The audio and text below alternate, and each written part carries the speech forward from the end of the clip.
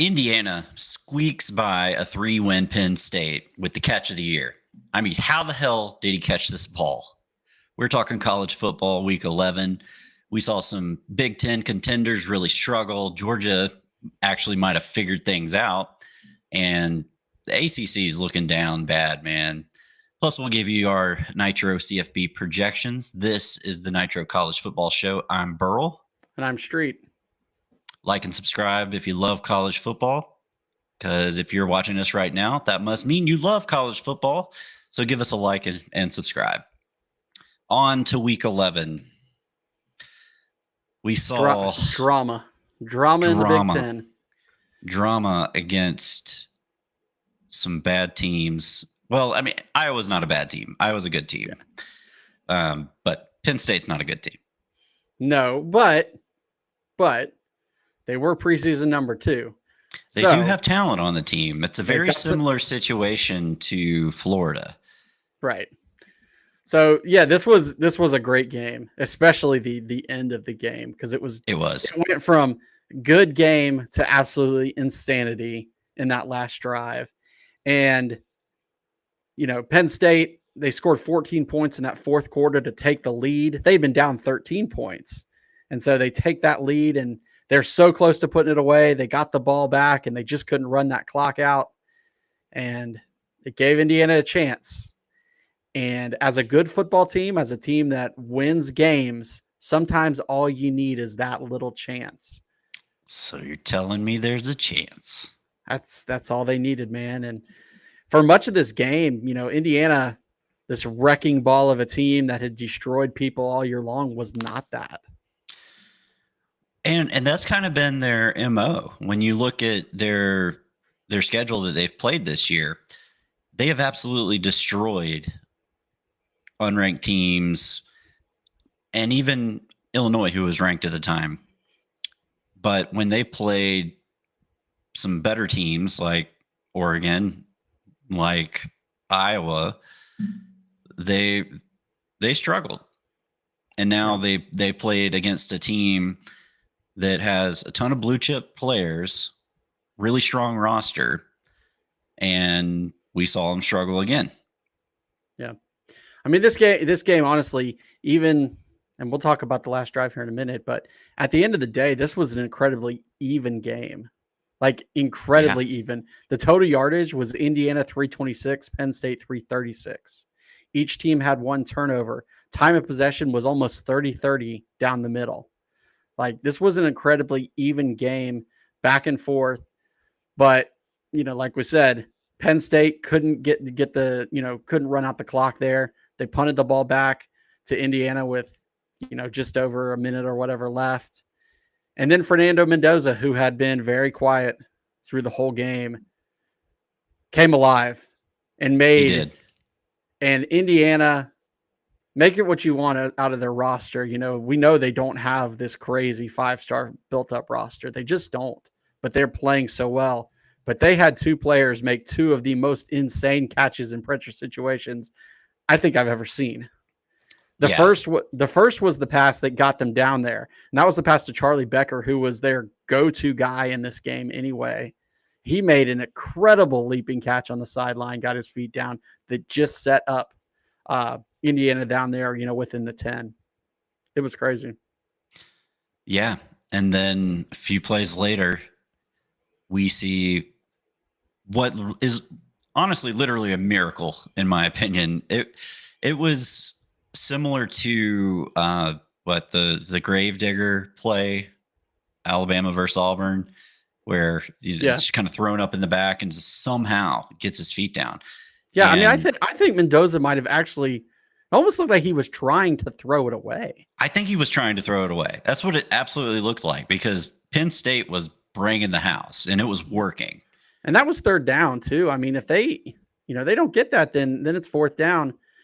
But you have to give Omar Cooper credit. Absolutely. I don't understand how he made the catch. His one foot was coming down and it was going to land out of bounds. And at the last minute, he stopped it, lifted it, and got the other foot down to make that catch. It was It might be the best toe tap play I've ever seen. It was Brock Bowers-esque. Yeah, the levitation. yeah. I mean, it was almost like it looked like that 1 foot, like it stopped, like it was almost down, and then it just stopped and moved back up. Like, I have no idea how he did that. It was crazy. It was a hell of a catch. I couldn't believe what I just had seen. Yeah, because that was one of the most athletic things I've ever witnessed, and kudos to the umpire referee who was back there, actually called it correctly. He was in perfect position. It was funny because as the guy was coming, like he had to like get out of the way, but still got back into perfect position, and just an amazing catch. And the season continues on for Indiana. They haven't won there at Penn State, and so they get the win. I gotta say that I think this is the most humble I had ever seen Cignetti after a game. Yeah. Oh, he totally was. Like, he was so humble. Like, he was not talking shit. No, like none of that. Yeah. And for Indiana, we've talked about it with other teams. Sometimes in championship seasons, you've got games that you just don't play your best. But if you can find the way to win and move on, you do. And Georgia had those. I mean, look back at 2022, that game at Missouri, where Georgia just could get nothing going. And then they found a way to win at the end. Good teams. Who was the other team, the FCS team that gave us a run? Well, Nichols State. That was in 2016. Yes, Nichols. Okay, maybe that was it. Maybe I got my years mixed up. That was in Kirby's first year, but that was different. But I'm talking about a championship team. I mean, that Missouri game in 2022, absolutely it was Missouri, and just find a way to win. A lot of times it's Kentucky for Georgia, in big seasons, but they found a way to win. And that's what you got to do. Exactly. That's exactly what you got to do. So where does this put Indiana in your mind? Are they still super elite, or do you have some concerns? In this season where I feel like nobody has really been totally elite, it doesn't change my outlook for them. I think they are every bit capable to be the juggernaut team, but just like every good team, they have their flaws. But on the day that they had some flaws, they found a way to win, which is a hallmark of a good team. So for me, I still look at them exactly the same way as I did coming into this game, to be honest. Man, I was hoping you're going to talk some trash, man. I can't. Like, I've been a doubter, and I told you, they've turned me. I'm not a doubter anymore. I'm a believer. So, well, we'll know for sure when Indiana ultimately faces Ohio State in the Big Ten championship. Yep. But then we also saw Oregon struggle with Iowa, which I actually am not that surprised that it was this close. I was a hair from picking Iowa last week. I wanted to. Lots of people were. I mean, Kirk Herbstreit, I think he dang near predicted the exact score almost. But this game, it was disgusting. The weather in Iowa was horrible. It was raining, and so right there, that helps out an Iowa team that's already built on running and defense. One of the funny things that I did hear about this game was that Iowa almost won a football game against a top 10 team with barely being able to even throw a forward pass. Yeah, and you want to know the most ironic thing about this whole game? What's that? Iowa botches a punt snap for a safety. And that's the difference in the game. That is the difference in the game. Iowa, the team that says punting is winning, lost on a punt. Iowa, the team that later in a downpour hit like a 50-something yard field goal to take the lead. Yeah. Couldn't snap the ball. Yeah, it's crazy. I mean, what it boils down to, it was the 2 fumbles that they had. It was the 2 fumbles and the safety. They controlled the time in this game, 33-26. Oregon wasn't lighting it up. No, Iowa's got a really good defense. I mean, they held Indiana to 20 points, something like that. Yeah. Oh, yeah. Iowa's top 10 defense in the country, which is normal for them. And they had scored to, Iowa had finally taken that lead there in the fourth quarter, and just a minute 51 left, but Dante Moore led them down the field 10 plays in like a 10-play drive that only lasted like a minute, which is kind of crazy, to get that game-winning field goal. Opposite of Georgia Auburn. Yeah, indeed. So Oregon survives, another close game. For Oregon, they've got a couple of challenges still left on their schedule. So for the longest of time, we've kind of thought, hey, you know what? The Big Ten, it's going to be those three schools, right? Ohio State, Indiana, Oregon going to the playoff. But this game makes you think a little bit, right? Oregon still has to play. They've still got to play USC. And then they've still got to play Washington, who did lose this weekend after looking pretty good the last few weeks. But it's always been a tricky game for them anyway. Kept them out of the playoffs a few years ago by beating them twice. So we'll see what happens with Oregon. Whereas Indiana. So let's talk about that. Like, what happens to the Big Ten in terms of college football playoffs? We can dive into this more in detail when we get to the CFP predictions. But if Oregon loses to USC, do you think the Big Ten only gets 2 teams in? Maybe. It just depends on what kind of shakes out, because USC could potentially – USC, I think, in the AP poll right now is up to like 16. So they certainly, if they could win out the rest of the way, they could certainly I think it's going to be really hard for a two-loss team to make it. Yeah, out of a two-loss team out of the Big Ten? Period. Oh gosh, there's going to be 2 lost teams out of the SEC for sure.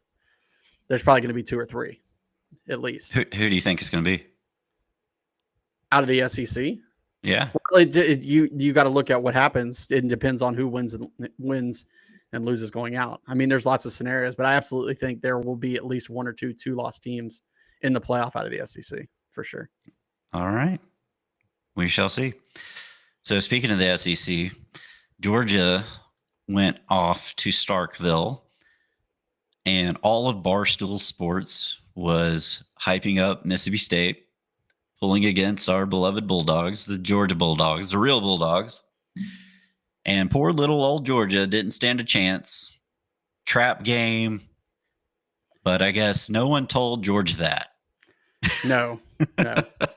Well, I think Kirby said it best, right? You don't run into a trap game if you don't prepare. If you run into a trap game if you don't prepare. They didn't prepare for this to be a trap game. And for Georgia, this was important because they have not put together a complete effort all season. And I will call this a complete effort despite giving up 2 garbage time touchdowns in the fourth quarter, because literally they had emptied out everybody on the bench at that point. And Mississippi State had a backup quarterback in.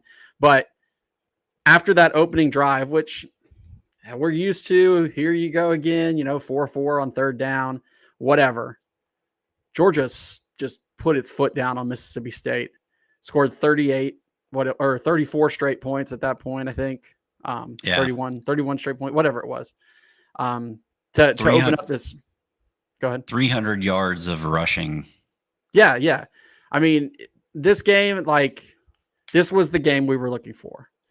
The Georgia offense, which has been great all year, continued to be absolutely fantastic. They didn't punt until the second half. Now, they did have a turnover, but they didn't punt until the second half. 300 yards on the ground. The breakout game that we've been waiting for from Nate Frazier, who looked healthy. He looked confident. And he had 3 big, long runs in this game. It wasn't just the long touchdown. It was the one that set up ultimately the fumble at the goal line. It was also another run later in the game when he lost his shoe and went for 35 yards. He ended up with 180 yards rushing, and he only had he had 15 yards of carry. It was a great day for Nate Frazier. He did. And great to see. Finally, we're seeing the potential happen for him. He was patient, and he was able to hit the holes right as they formed. And kudos to this offensive line, this much maligned, this crazy talked about offensive line that is full of freshmen is now growing up in front of our eyes and absolutely dominating people. Yeah. I think getting healthy it was part of it. The last few weeks, having Ernest Green back in there has really helped. And Juan Gaston's done a good job when he's been kicked out there to tackle too. But having Monroe Ernest Green, Freeling had a game. dude, Monroe Freeling, since he's gotten healthy, is having a season right now. Yeah, he's destroying people. As much as lots of people are starting to give Bobo credit for the season, credit where credit's due. People need to be talking about Stacey Searles a little bit too this year. Yeah. Like, you don't lose 4 guys to the NFL and then come in and you're starting true freshman in the line if you don't know what you're doing. And I didn't like the hire when they brought Stacey Searles back because I didn't think he was great in his first run here in Athens. He's done a hell of a job this year. That offensive line is gelling, and it's gelling at the right time. No sacks in this game against Gunner. He was rarely pressured. It was a fantastic effort from the offensive line and from the running game that really got Georgia's offense going. And then another solid effort from Gunner in the pass game. He got the tight ends involved. Oscar Delp had his first touchdown of the year, but also another great catch. We saw an amazing catch from Elias Williams. And Elias Williams and Oscar Delp had some awesome blocks in this game. Downfield. Like downfield pancakes. Lawson Lucky had a couple of good blocks too before he got knocked out, and hopefully he'll be back soon. And Zachariah Branch continued to be Zachariah Branch that we have come to know and love. Love the call. Kirby joked about the criticisms of the screen game, and he says, "Where's all the critics of the screen game?" That was a perfect time to call that screen, and Branch is just fantastic. What a luxury Branch is. I mean, okay, we're in a hole. Just throw it to him in the flat. Let him see what he can do. But it's third down. We need somebody who's going to go in traffic and not afraid to take a hit and catch the ball. Yeah, he makes those tough third down catches over the middle. He's catching everything. Like, the knock on him was that he was he was a guy who was an All-American as a kickoff returner and punt returner. And then he kind of caught the ball and he was okay. But he was a 5-star because of his athleticism. He's been everything that you want out of a lead receiver this year. Yeah. He's filling the bill, as they say. I mean, even other plays, teams have become focused on him, and he baits other guys and gets guys open. Yeah. Like last week, the Florida, obviously we saw the touchdown pass to Noah Thomas. Shout out to Noah Thomas, who had another great game, had 2 huge catches on third down. Beautiful touchdown run. And that was on third down as well. But the first one was the one where he just ran the out pattern, ran a perfect pattern on third down, caught it. And then obviously the touchdown where he broke everybody, ran around everybody. Great to see him getting his confidence back. And it just bodes well for Georgia going down towards the end of the season with the offense really clicking. Yeah, and Georgia's going to need Noah Thomas to keep building that confidence because they're going to need him in the playoffs if they're going to make a run, because there's going to be plenty of moments where you just got to throw it up and trust your guys, and he's got to be that guy. Yeah. And then let's talk about the defense in this game, because once again, started out sketchy, and that was weird. Mississippi State had 3 touchdowns, but they were all rushing touchdowns by that huge backup quarterback. So yeah, the 2 at the end of the game, I mean, whatever. It is what it is. Georgia was calling base defense. We had backups in. But between that, after that opening drive, Mississippi State could do nothing until the fourth quarter. No, the defensive line was basically unblockable. Yeah. Georgia was able to get pressure for once, bringing the combination of Raylan Wilson and C.J. Allen. Were bringing it all game. Quintavious Johnson breakout game. Your cousin Quintavious Johnson. Yeah, that's my cousin. Knocks the ball free. Right after Georgia had turned it over, Georgia got it right back and went down the field and got the touchdown. Gabe Harris destroyed Blake Shapen. He did. I felt bad for that kid. Absolutely knocked him out of the game. It was just fun. And, you could knock a few things. I mean, CJ Bolden almost got another targeting call. Yeah. Good that he didn't. But, other than that, the only things you want to knock, the third down defense on the opening drive, obviously, is not great. That was really it. And the long pass, Daniel Harris, I got behind him. They just kind of threw it up. That was garbage time backups, and Yeah. you just hate to see that against Daniel Harris because he became the starter last year and played pretty well. And he was the best player at G-Day. He was the best player on the field at G-Day this year. Well, I remember you and I talking about it. We were encouraged because he looked so great in that G-Day game, and then he did.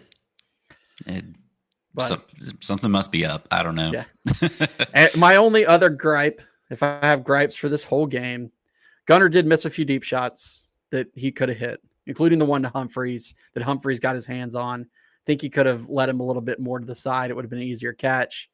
And then I know that we like Dylan Bell, but let's not run sweeps on the goal line when our running backs are ripping through and our offensive line is pushing people off. Please. No jet sweeps at the goal line unless you have Brock Bowers. Yeah. Or if you need it. But if you're moving them off the line, there's no point in doing it. No. And Mississippi State was not stopping that running game. No. They came in 95th in the country against the run for a reason. Yeah, this was a great get right game for Georgia. I know Texas fans are happy that Georgia won so that they're not coming into this weekend all pissed off. But I don't think that matters. Yeah, I don't think that matters. And actually, I think this is better for Georgia. Georgia needed a complete effort. They needed the ability to show that they could put it together and win in a situation that was tough and on the road and not have to play from behind. So I think this was an important game, and it got some backups there in the fourth quarter. I mean, we got Puglisi, we got to empty out the bench. Haven't been able to do that. Bo Walker. Yeah, I mean, we haven't been able to do that since Kentucky. We didn't even really get to do it against Austin Peay. So, right. Like, it was good to get some guys some snaps and to also make sure that nobody else got hurt trying to play through in the fourth quarter, because obviously we lost Jordan Hall for the year. Chris Cole was back out there. He looked good.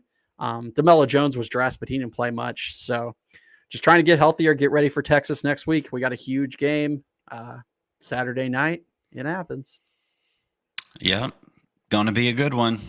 Hopefully it's a good night for the Dogs. If you love college football, give us a like, subscribe. If you're watching us live right now, you obviously must love college football. Hit that subscribe button at the bottom of your screen.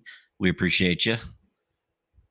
So Texas Tech, they put it on BYU. They shut BYU down. And I think when we talked about this game last week, the thing that we said was that if BYU can't get its running game going, they do not stand a chance. Well, they ended up with like 60-something yards on the ground. And then they didn't stand a chance. And they did not stand a chance. Texas Tech, their defense was dominant. I mean, they held BYU to 255 yards. And BYU didn't score until there was about 7 minutes left in the fourth quarter. Texas Tech, I mean, that was an impressive victory in my mind. All year, the biggest win that they had was against Utah, which is looking really good now. But at the time, he wasn't really sure about Utah, and because they did beat them pretty badly, they pulled away in the second half. But BYU coming into this game undefeated, beat Utah. This was a huge win for Texas Tech. I mean, it was a really good, coming out party for the Red Raiders, and I think they announced their presence with authority on the national scene. Yeah. Offensively, it wasn't a great game for Texas Tech. Baron Morton threw for 219, but he was about 50% completion. Cameron Dickey had a good game, 121 yards on the ground, was kind of the star for them. But I think the story of this game and what it continues to be is the boa constrictor that the Texas Tech defense is. Up front, particularly their front seven. And they led, they held LJ Martin, who came into the game as the Big 12's leading rusher. Now, granted, he's been hurt, but they held him to 35 yards. And it all starts with kind of the star of the day and really the star of this weekend of college football, and that's Jacob Rodriguez. This guy was already having a monster season. He had another monster game on Saturday. Texas Tech is now officially getting behind him as their Heisman candidate. He had 14 tackles. He had an interception. He had a fumble recovery. He leads the country with forced fumbles. Well, now he's got 2 recovered fumbles. He's got 3 interceptions. He's got 88 tackles. He's got 5 passes defended. This is a guy who is making a difference at the linebacker position. And just a couple years ago, he was a quarterback who left and came back to Texas Tech as a walk-on to play linebacker. That's amazing. It's an amazing story. It is. It is. And Game Day always has good stories that they share. You know, there's always like the really sad one, but this was a really good one. It wasn't sad. It was really uplifting. Right. And so you don't see defensive players get the credit they deserve in the Heisman talk, but every so often there's a player that is transitional on defense that makes enough plays that you can see them get that. And Ndamukong Suh was one. He got to go to New York as a Heisman finalist. You saw it with Manti Te'o that year that Notre Dame almost won the title. If Texas Tech wins their conference, I could definitely see this guy potentially being in New York as a Heisman finalist as a linebacker. That'd be interesting. Depends on how many people they bring. What's the most they ever brought to New York? I mean, I think the most they usually bring is 5 at most. That's what I was thinking too. Usually, most years it seems like they usually bring about 4. But yeah, I know for past few years it's been like 2, 3. Yeah, so, a few times. It was for the year Stetson went. So, but anyway, for Texas Tech, now they stand alone at the top of the Big 12. BYU and Cincinnati play next week, so one of those teams is going to be eliminated. So if BYU can get back on track, you're probably looking at a BYU Texas Tech rematch in that conference championship game. And if BYU gets to that game at 11-1, and Texas Tech is 11-1 as well, let's say Texas Tech wins again. They kind of made it a point last year that they don't punish teams for losing in your conference championship game. Oh, 100%. So that we'll talk about this more in the predictions, but that's one thing that you got to take into account when trying to plan or predict what the bracket's going to look like. Is the conference championship games aren't going to impact any rankings, because the rankings are what they are as of the end of the regular season. Right. They're only going to help you. You can move up in the conference championship game, but you're not going to move down for the most part. Right. Exactly. So if it's Texas Tech and BYU, Texas Tech is obviously going to be ranked ahead at that point. If BYU wins, they get an automatic bid. Texas Tech isn't going to get penalized. Yeah. So, that's the best case scenario for the Big 12. Yeah. But I think Texas Tech's going to run the table. Yeah. I mean, at this point, their defense is so good. Their offense is doing well enough. And, what's their schedule the rest of the way? I don't think they have too many blockers on their way the rest of the season. Let's see what they've got. They've got UCF and West Virginia left. So they've got a 4-5 UCF. West Virginia is 4-6. They've been playing a little bit better the last couple of weeks, but those two teams are combined 3-10 in conference. So Cincinnati, BYU, that's gonna be your predict, or I guess whoever wins that is going to Big 12 championship. More than likely. Yeah. I mean, there's an outside shot of Utah, I guess, maybe, but I don't think at this point, because BYU's got the tiebreaker. BYU would need to lose 2 games. So Exactly. But for that to happen, Cincinnati's probably going to win. So Cincinnati would probably be in then. So exactly. All right. Texas A&M is just kicking everybody's ass at this point. Yep. The perfect season rolls on. We said that it was going to be a tough task to ask Matthew Zollers to make his first career start against a top 3 ranked team. Yeah, it was a tough go at it. He was 7 of 22 for 77 yards. Yeah.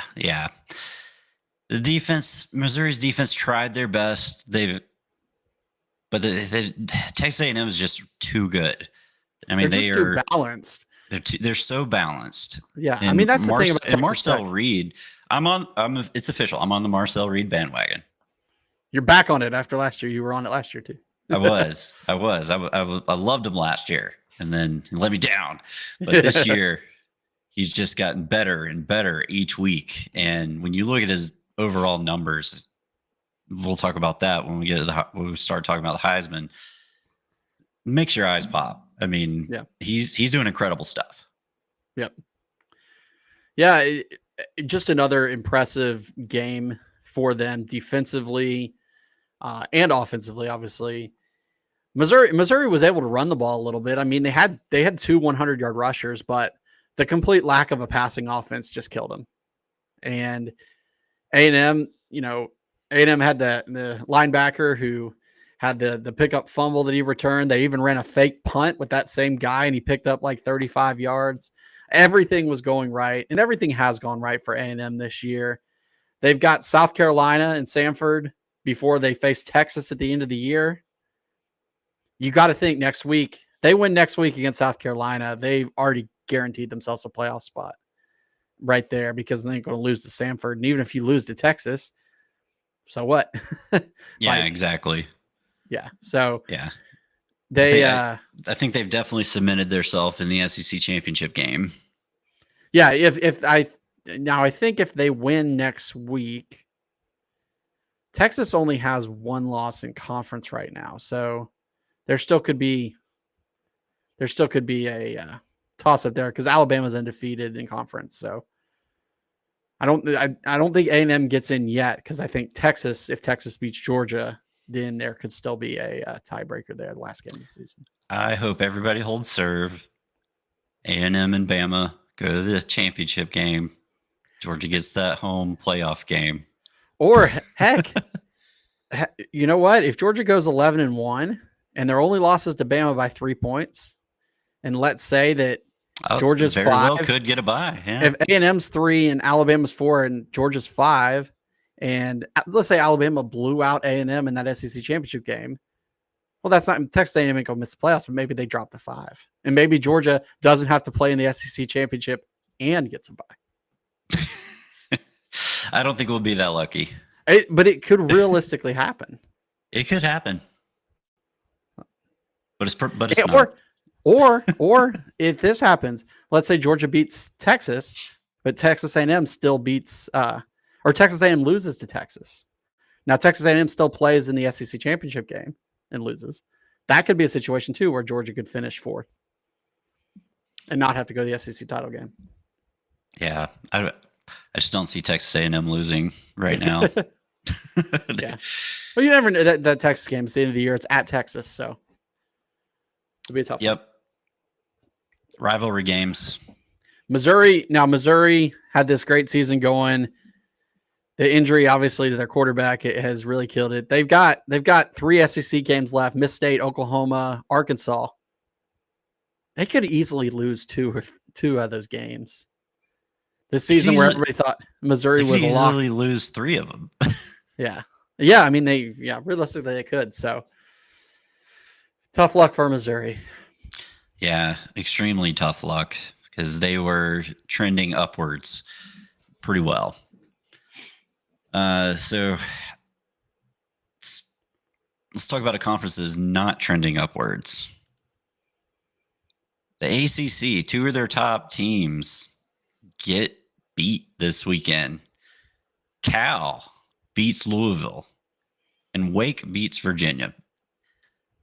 And I think everybody was not very shocked about Virginia losing because Virginia's been trying to lose a game like every week. I think that's what someone said during game day.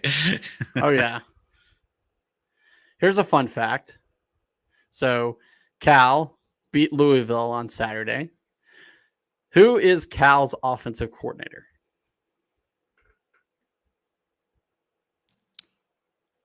I don't know.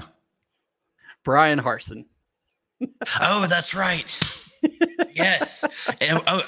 Okay. And he won on a play that Alabama had beat him on. Yep. Yep. Yep. So this game, if there's two stories in this game, number one, Louisville they didn't have Isaac Brown in this game, who's their leading rusher, who I touted preseason as a Heisman candidate.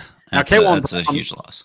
Now, K'Wan Brown had a great game. He had 136 yards for them, but he didn't find the end zone. So the real hero of this game was for Cal. Obviously, Cal won this game in overtime. The hero of the game is Jacob DeJesus. This guy did everything in this game. 16 catches for 158 yards in the game-winning touchdown. He also threw a 27-yard pass. Damn. This guy owned this game.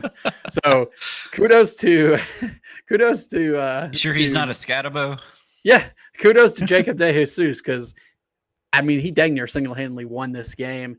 This was a back and forth game, and for Louisville, like you were looking up, like this wasn't a game they didn't have to go cross country. Cal had to come to them too, so it wasn't like one of those weird cross country things. They just choked, man. They did, and now it makes that ACC championship race really interesting. I mean, you see a couple, basically Virginia. Well, let's talk about the Virginia game, and then we'll delve into the standing. Okay. More. So Virginia Virginia loses to Wake Forest. Now Wake Forest has been close all year, right? Like Wake Forest should have probably beaten Georgia Tech. They should have. Virginia just couldn't do anything. Their quarterback got knocked out in the second quarter, and they only had 3 field goals in this game. They ran the ball decently, but without their quarterback, they couldn't do anything. And once again, what was the difference in this game? Because Wake Forest didn't score any touchdowns on offense either. It was an 88-yard punt return by Carlos Hernandez. It was the only touchdown in the game that gave Wake Forest the 16-9 win. Nice.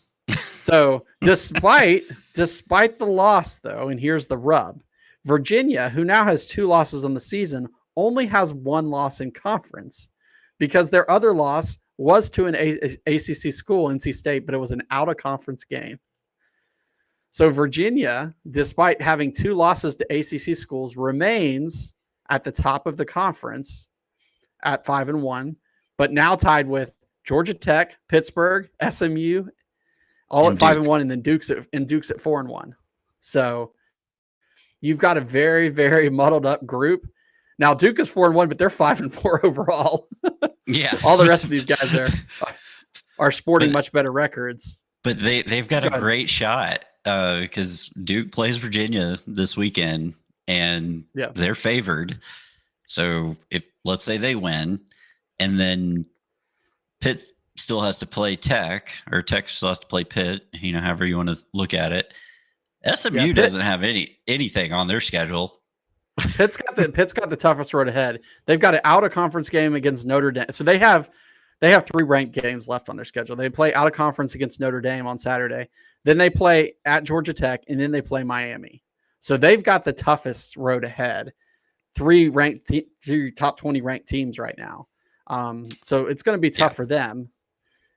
But I think they get one of those ACC teams. Yeah, it's either going to be Tech or Miami. They're going to get one of them. Notre Dame's going to beat the crap out of them, I think. Yeah, I would expect that. But I would not be shocked to see Duke and SMU in the ACC championship game. Because SMU, they've got Louisville next week, so they could win that, and then they've got Cal, so they could easily make it in, go back to the conference championship game again. And then, like I said, it really comes down. It also could come down to that the Georgia Tech Pittsburgh game. Yeah, that's an elimination game for Tech. It really is. You could have some combination of Georgia Tech, Virginia, SMU, Duke, Pitt is going to end up in that ACC championship game. They're all going to beat each other up, and who could potentially be the benefit the most? Miami, who could somehow squeak its way back in, you know? Yep. Yeah, they absolutely could because they have good wins, really good wins. But with the Big 12 most likely looking at potentially getting 2 in, I think only one of these conferences gets 2 in. So I don't think they both.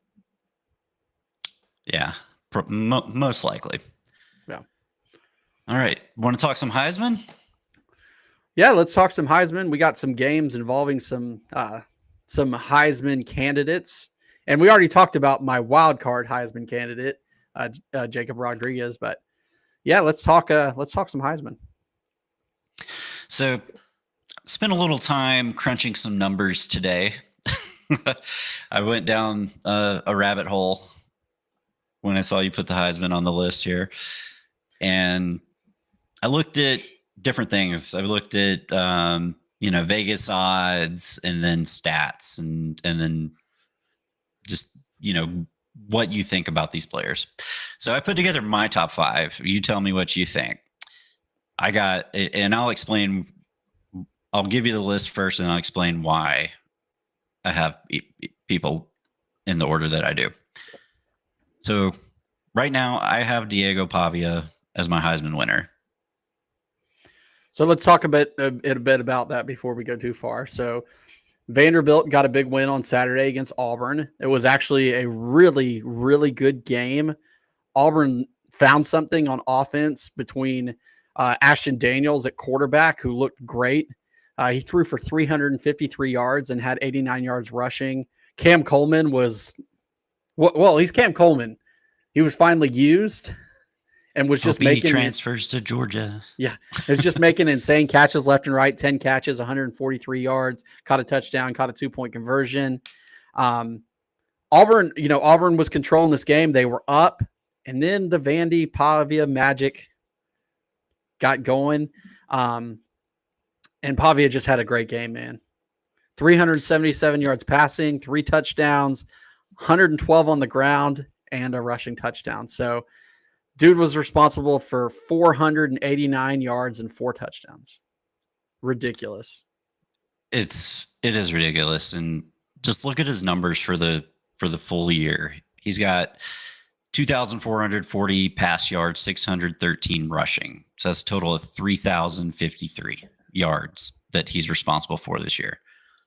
21 passing touchdowns, 7 rushing touchdowns. So that's 28 total TDs and only 5 interceptions. So you couple that with the fact that he is the engine that makes that team go, very similar to what you see with like Georgia Tech with Haynes King. Yeah. I mean, he's making a very strong case for the Heisman. And honestly, I didn't want him to be first. But the numbers and the games that they've won have just kind of spoke for themselves. Yeah. Well, like I said, he was the reason that they came back and won this game against Auburn in overtime. And another heartbreaking loss for Auburn. Like they fired Freeze, and then they finally come out. They've got this great effort, and and you feel bad because DJ Durkin is a good defensive coach, and he talked about it in the post game. And I think this is something similar to everybody who's fired their coach. He said they are fighting every day just to keep their guys from going in the portal right now. So many people are calling those Auburn guys. And I mean, you joked about it with Cam Coleman, but it's true. Auburn's got talent on that football team, really good talent. I'm pretty sure Kirby was talking to Cam Coleman after the Georgia Auburn game. Well, we recruited the crap out of him too. I mean, we tried to get him to flip. But I'm saying they're fighting it right now and coming out there and putting out their best offensive effort of the whole season. When it's DJ Durkin's the defensive coordinator, who's coaching, like that's good signs for Auburn. Yeah. Not saying that they're going to go win some bunch of games or even stand a chance against Alabama, but I think Durkin would not be a bad hire for Auburn. Let me just say that. The question is, can they retain the talent that they have? Right. Because they have talent on that team. Right. All right. So my number 2 Heisman ballot person is Marcel Reed. Like I said, I'm on the Marcel Reed bandwagon again. He has 2,193 yards passing, 378 rushing. So he's at 2,571. So that's, let's call it 500 yards, 400 yards less than Pavia. Yeah. He's thrown for 19 touchdowns, ran for 6. So he's responsible for a total of 25. That's really good, but 3 less than Pavia. And he's got 6 interceptions, 1 more than Pavia. Yeah. I mean, I think the key for him is they keep winning. They do. If they keep winning, if they go undefeated, Texas A&M has always been that team of what if, right? They've got the talent, but they fade down the stretch. They just can't get it done. Yeah. Texas is in the way. They've always been that team. I would not be shocked if Texas A&M goes undefeated, Marcel Reed will probably win the Heisman because it's typically the best player on the best team. Yep. It just is. So if that happens, it's going to be Marcel Reed. I don't know, though. You've got a couple of really good players on the 2 teams that are ranked above them. Where do those guys fit in your rankings? Yeah, so that's a good segue. I set it up. You did. So at number 3, I have Fernando Mendoza, and I didn't want to be prisoner of the moment. Like I saw a lot of people on Twitter this weekend after Gus Johnson on the game call. Oh my gosh!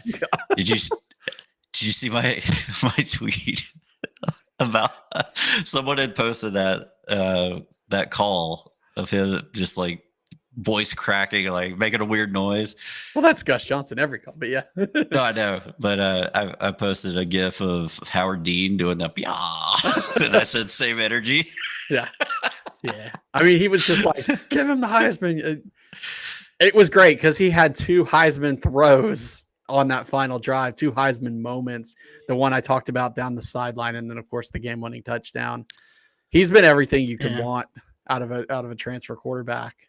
Yeah, and he has very impressive numbers as well. So 2,342 yards passing, 240 rushing. So he's at 2,582. So that's a little bit more than Marcel Reed. And he's responsible for 31 touchdowns, 26 throwing, 5 rushing. That's impressive. That's a lot of touchdowns. Now, granted, they run the score up on a lot of people. True. So take that with a grain of salt. But only 5 interceptions for as much as they throw the ball. Yeah. Yeah. And you talked about Heisman moments, and I'm not going to disagree that those could be Heisman moments, but you think of Heisman moments against teams that aren't 3 and 5. True, but it is Penn State, and it's a team that was preseason ranked, and it's a marquee moment, and it was a game-winning drive. Oh, I know. I'm not discounting any of that. I'm just saying. Yeah. Heisman moment. I mean, yeah. If you think about Heisman moments, I mean, the most prototypical Heisman moment that's been replayed a billion times is the Johnny Manziel touchdown against Alabama. I think that is the most Heisman moment there's ever been. Oh yeah, because if anybody's had Heisman moments this year, it's been Gunnar Stockton of anybody, like out of everybody. Right. So I got Fernando at 3. He's going to be a strong candidate there. That's another situation. If Indiana wins out, which they probably will, would not be shocked to see him winning that, hoisting that trophy at the end of the year. If they somehow jump Ohio State in the rankings somehow, which I don't see that happening. Well, if they beat them in that championship game. But they put the Heisman votes in before the championship games, right? No. It's okay, after. So there is a chance. Remember, what was that running back at Auburn that finished like 3rd in the Heisman because he ran for like 240 yards in the SEC or like 300 yards in the SEC championship against Missouri in 2013? Mason. Oh yeah. Trey Like Mason. that was totally like a reactive one because Okay. yeah.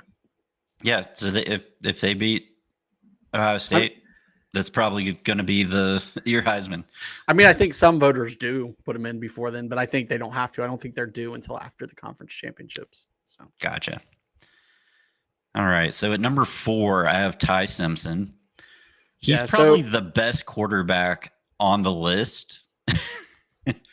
But in terms of best player, most outstanding player, you look at his numbers, 2,461 yards passing.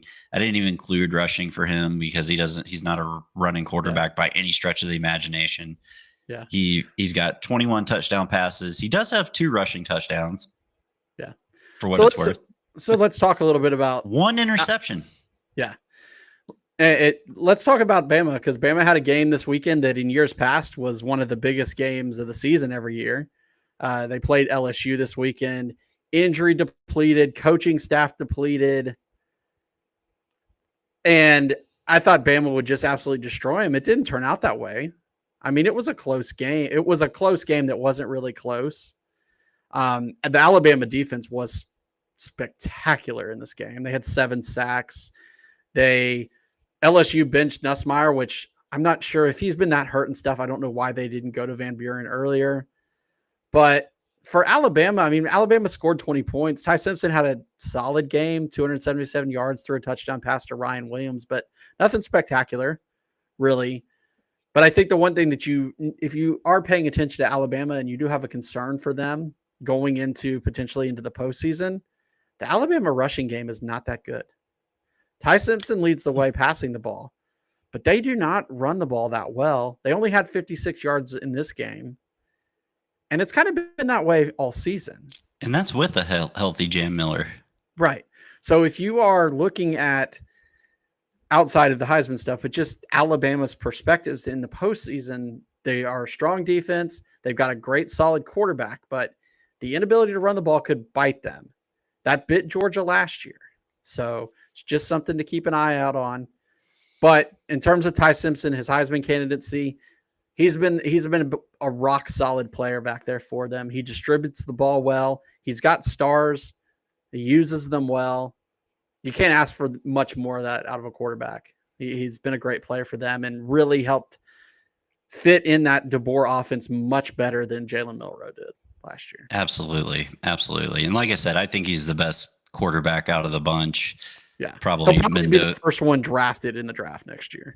Yeah, I think it'll come down between him and Mendoza.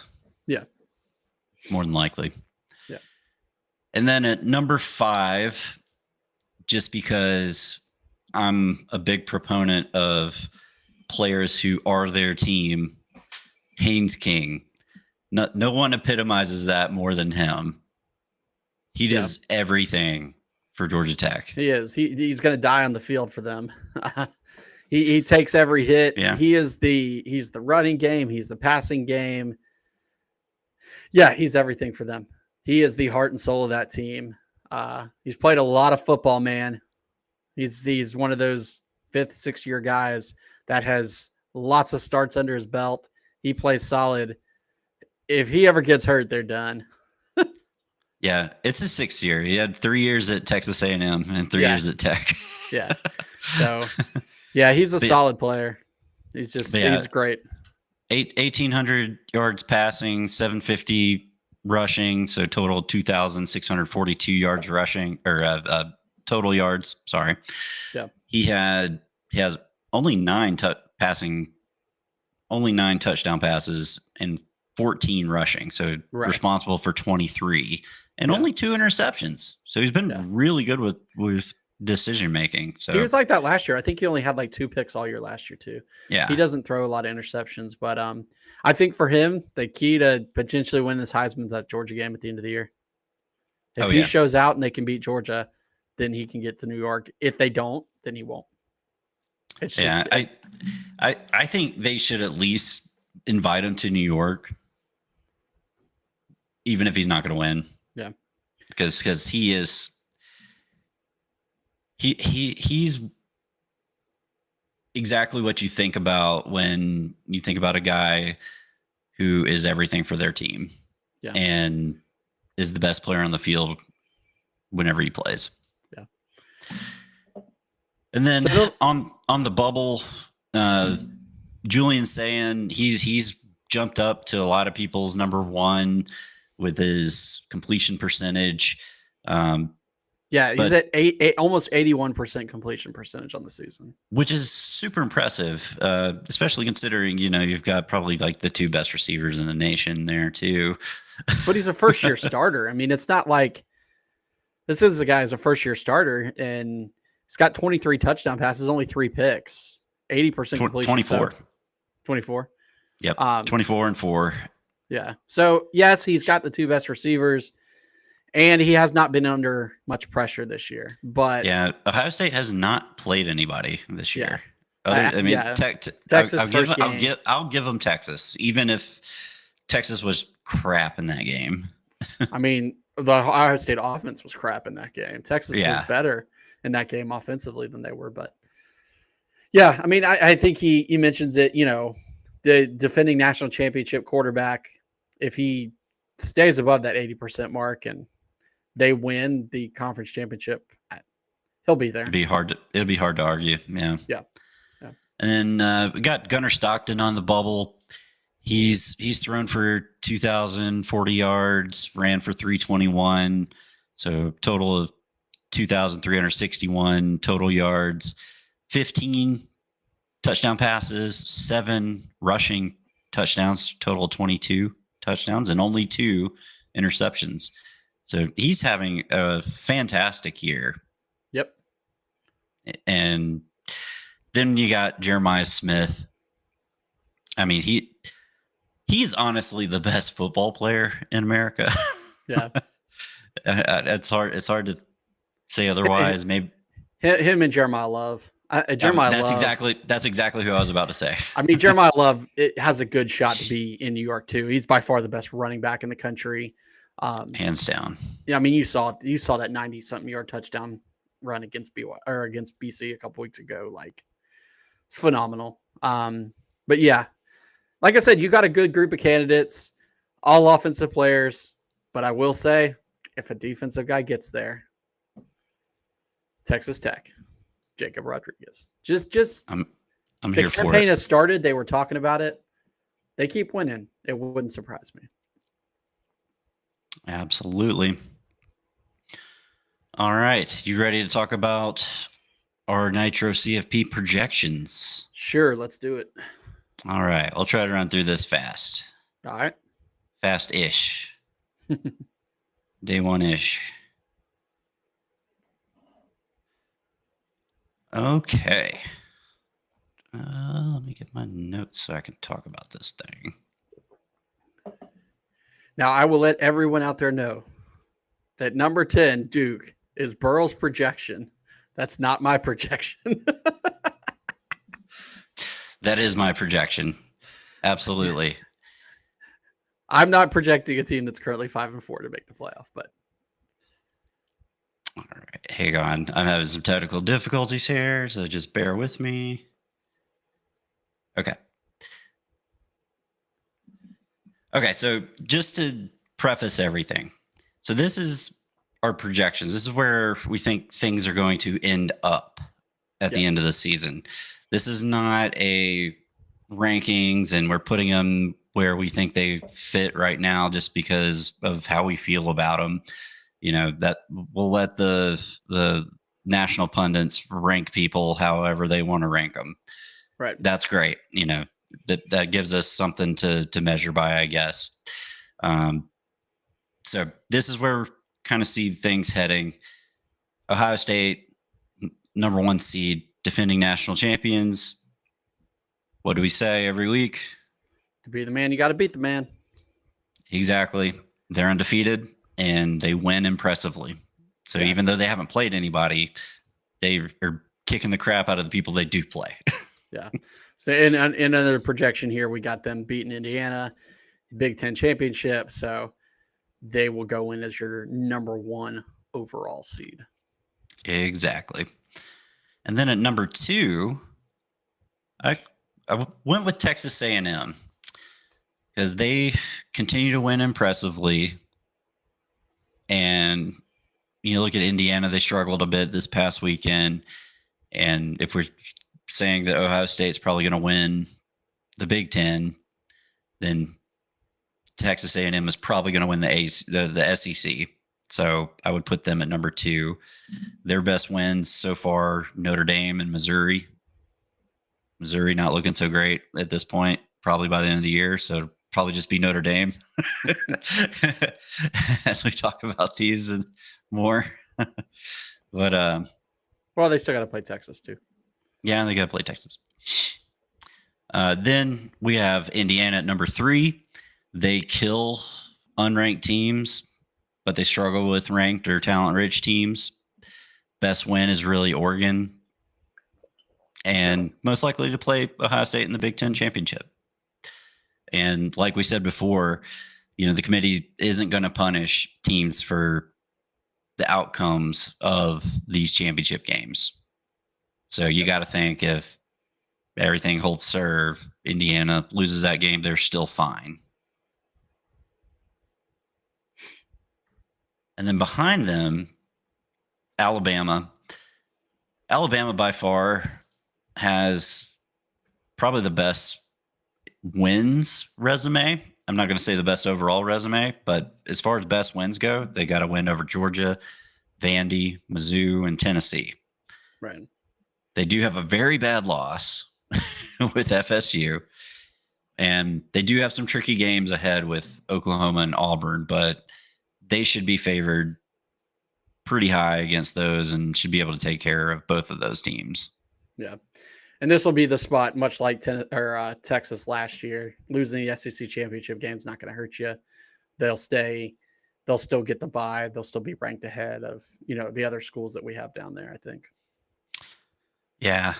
I just wonder, now you got me thinking though, like if Bama loses to Texas A&M in the SEC championship game, would they vault Georgia up to number 4? It's a smaller chance. I think it would be more likely to happen if Texas A&M loses to Texas, and then Bama beats them in the SEC championship game, because then you would have a common opponent of Texas, and Georgia, assuming Georgia would have beaten Texas at that point, that would be more likely the case. Yeah, that's a fun thing to think about. I don't think the committee is going to change the seeding after the championship games, unless someone sneaks in who shouldn't have snuck in. Yeah. And then you got Georgia at number 5, which honestly is sitting in like a really good position, but really tough bracket moving forward if they get past the first round. But all of them are. I mean, there's no easy path. Yeah, it's not like last year. Right. Because of because it's based on seedings, you're not getting Arizona State, in that second round. So, yep. But Georgia's got 2 really good wins against Tennessee and Ole Miss, and they have the best loss of any team right now, and losing to Bama. Georgia does have some tricky games ahead with Texas and Georgia Tech, so we're projecting that Georgia will run the table and close out the season, end up at that number 5 spot, and not have to play in the SEC championship game. Yeah. And then we've got them taking on South Florida, but this is really a toss-up. The G5 is a cluster. Yeah. I would have said it probably would have been San Diego State until this week, when they inexcusably lost to Hawaii 38-7 after having only giving up 5 points a game all year. James Madison only has 1 loss. So now Tulane stepping up and knocking off Memphis this week and kind of knocked them out. North Texas actually only has 1 loss in conference, so they could be in there too. It's a jumbled mess, but South Florida has the best wins out of them, having win over Florida, win over in a good game against Miami. So South Florida will probably win that conference if they get a chance. And then it's just a question of their resume against James Madison's, I think, at that point.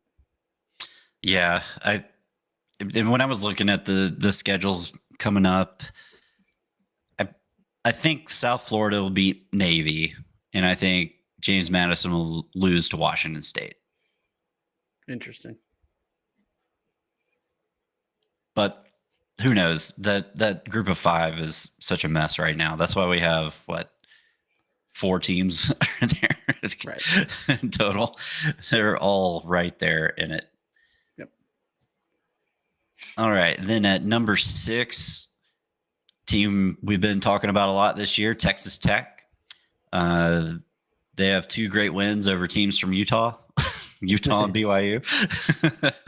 Yeah. And they have what I'm calling a not terrible loss against Arizona State. Arizona State is a good team. So not a terrible loss there. They're going to be in, more than likely, Texas Tech will be in the Big 12 championship. Most likely going to win that game. They'll win either over BYU or Cincy. Yeah. And then this is where it gets interesting, though. So, Burley, you've got them taking on Miami, and this is I don't necessarily agree with this one, but let's hear your reasons on this. Okay, so we got to talk about 11 and 10. Yeah, to paint the full picture. So I have Duke at number 10 because I think they will win the ACC. It sounds crazy, but hear me out. So, let me pull up these standings real quick. Well, you got 5 schools that have 1 loss in conference. Yeah, so you got Tech, you got Virginia, you got Pitt, SMU, and Duke. All 1 loss. Georgia Tech has to play Pittsburgh. I think Pitt wins that game. Okay. So that's the first domino to fall. And then we by our other pick, we assume that Tech also loses to Georgia here. So Tech ends up with 3 losses. They're out. Well, I think they're out with 2 losses. I know, but I'm saying they are definitely out. Yeah, you're definitely out with 3 losses, 100%. So then Virginia actually plays Duke this weekend, and Duke is favored. So I think Duke pulls that one out because Virginia has been trying to lose games all year. They finally lost last week, so they learned how to lose. So they're going to keep that going. Their quarterback's hurt too now. So. And the quarterback's hurt. So that knocks Virginia out of the runnings. So then it's just SMU, of all people. SMU doesn't really have a tough game on the schedule coming up. So the way this all shakes out, Tech loses to Pitt, Duke beats Virginia, and then Pitt ends up losing to Miami. And so by virtue of Duke winning the ACC, they go in at 10. ACC gets 2 teams in. They get Miami in because Miami has 2 really good wins, Notre Dame and South Florida. They have not terrible losses, Louisville, and if SMU makes it to the ACC championship, that's not a terrible loss. Those were really close games, by the way. So that's my story, and I'm sticking to it. I could see that happening. The only kicker I have here about Miami in at 11 is if BYU finishes off, they win their games out. They play Texas Tech again in the Big 12 championship. They lose to Texas Tech again. BYU would be 11-2, both their losses to Texas Tech. Miami's 10-2, didn't play in the conference championship game. And so I could see BYU as the Big 12 would be perceived as a stronger conference because you've got a good Utah school in there that BYU beat. That BYU would get that other bid. Yeah, but the committee is looking at strength of record this year now. Right, so, but Utah, if Utah finishes out, Utah finishes 10-2, and BYU is going to play Cincinnati this week, who's 9-1. So if they knock off the Cincinnati team with a very strong record, and they've got to win over Utah with a strong record, and both their losses are to Texas Tech, one's in a conference championship game, one was on the road. So your record looks pretty good. I could see them putting BYU in over Miami, a 2-loss Miami, because Miami's losses look worse. BYU's would only be to the team that was ranked 6th in the country. I could see that, but I still think Miami, the committee would put Miami in over BYU. Or neither of them gets in and they put in Vandy. True. I'm serious. Neither of those schools, SEC gets a 5th school in. That is possible, especially if they Big Ten only gets 2. Or if Big Ten gets 3 in this scenario. I could see SEC getting that 5th team in over Miami. Who's Vanderbilt's losses to? Bama. Right. They lost to Bama, and then they lost last week. Mm-hmm. So Vanderbilt's very strong. So I absolutely could see they're only I could see Vanderbilt getting in. They are on the bubble with BYU right there. So very, very plausible. And at number 7, we got Ole Miss. That's going to be where they are. I don't think they're going to where they are. They're in the playoff. They win this week. They beat South Carolina. I think they play South Carolina. The rest of their season, or it's Florida. Whoever they play this week, they win that game. They're done. They're in. Yeah, they don't play any really great teams. They've got Mississippi State and they've got somebody else. So they're going to be in. They're going to sit at 7. They're going to host a playoff game. That's where they're going. They'll be Duke. Yeah. and then the 8-9. I think this is probably most likely the scenario. Now Oregon losing could shake things up, but I think Notre Dame is going to continue to move up. 8's a good spot for them hosting a playoff game. Oregon, I think that's where they sit now. I think that's kind of where they'll stay. They've got a test coming up against USC, but if they hold serve, which I think they will, then they're in. But if they don't, does that mean the Big Ten only gets 2 teams in? I think so. Maybe, unless it's USC who beats them and goes on. USC's played pretty well, or Michigan. Michigan's also interesting here because if Michigan's got 2 losses, but they play Ohio State at the end. If they get their 5th win in a row over Ohio State might still go to the conference championship game. But if Michigan is 10-2 with another win over Ohio State, you damn sure know they're going to make the playoff. God, if Ohio State loses to Michigan this year, I think my in-laws are going to have a freak out. Yeah. But that's it. So let us know what you think. What are your projected playoff teams, and how do you think it's going to shake out? And keep in mind that, once again, this is how we're projecting it to be at the end, not what you're going to see on Tuesday night out of ESPN. Yeah, we let them do their rankings. We're trying to figure out what it's going to be at the end. That's why we're different. That's why you love us. That's why you love college football, and that's why you need to subscribe. Yep. So I think that'll wrap us up for tonight, man. That's all I can talk about. Yeah. So we'll be back. I've talked so much today. I can't talk anymore.